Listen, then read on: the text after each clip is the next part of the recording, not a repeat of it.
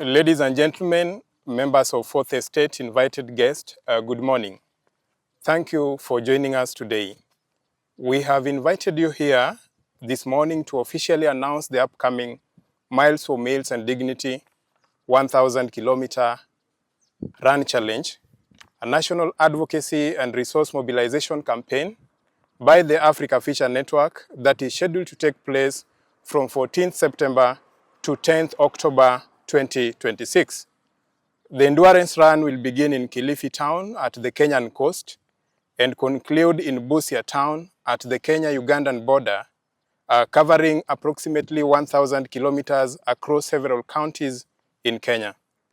The campaign will culminate in a closing celebration and community engagement event on 11th October 2026.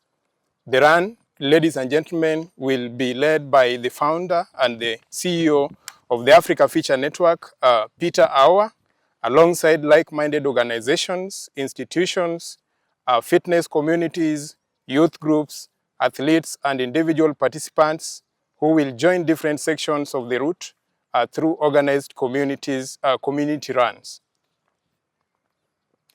Participants will register under 5 kilometer, 10 kilometer, 15 kilometer, and 20 kilometer categories at different stages of the campaign, with major activation points planned in Mombasa, Nairobi, Nakuru, and Eldoret, where public engagements, awareness activities, and media briefings will be held. We are pleased to announce that the official registration portal for institutions, organizations, schools, corporate teams, fitness groups, and individual participants will officially open on Friday of 29th May 2026. Ladies and gentlemen, the Miles for Meals and Dignity campaign is being organized in response to two challenges that continue affecting thousands of learners across Kenya every day, but often receive attention only when crisis conversations emerge. The first is child hunger in schools. The second is period poverty among school-going girls. Across many communities in Kenya today, children continue reporting to school hungry. Teachers continue dealing with poor concentration, absenteeism, participation linked directly to hunger and unstable household conditions. In many homes, parents are forced to make impossible choices between food, school needs, and other necessities. At the same time, many girls continue missing schools because sanitary towels remain unaffordable for a significant number of families. For some learners, menstruation still comes with anxiety, shame, discomfort, and interrupted education. These are not isolated stories, but rather an everyday realities quietly affecting education outcomes, confidence, dignity, and opportunity for thousands of children across the country. Through this campaign, the Africa Feature Network seeks to raise Kenya shillings 13 million to support two programs aimed at keeping vulnerable learners in school and improving learning conditions.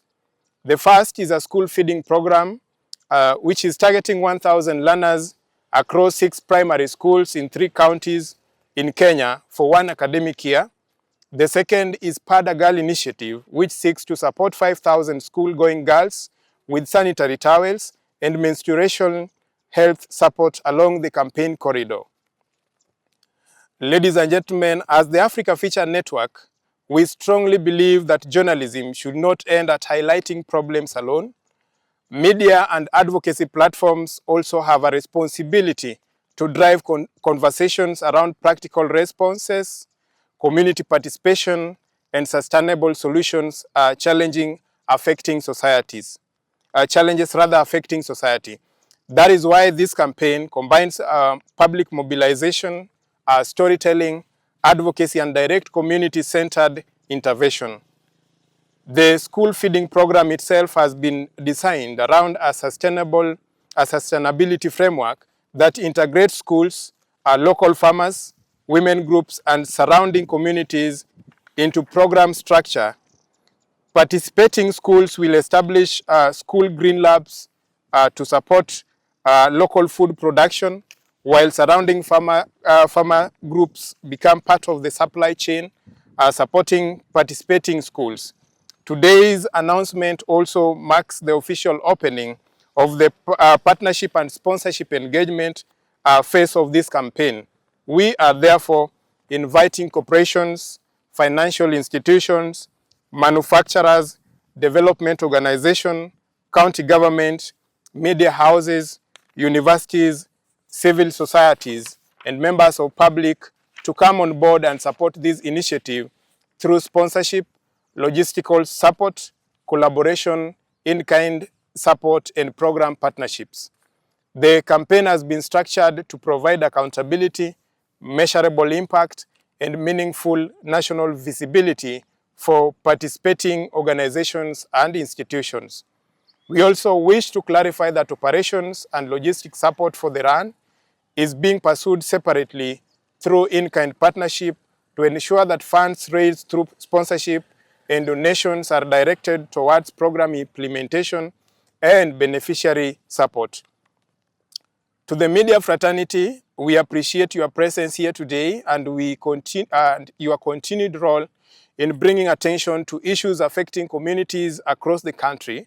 We look forward to working with you throughout this campaign period as we amplify conversations around education, nutrition, dignity, and community-driven solutions. On 14th September, ladies and gentlemen, we begin this journey from Kilifi to Busia. We invite Kenyans, institutions, organizations, and communities across the country and across the globe to work, run, partner, and stand with us. Thank you very much.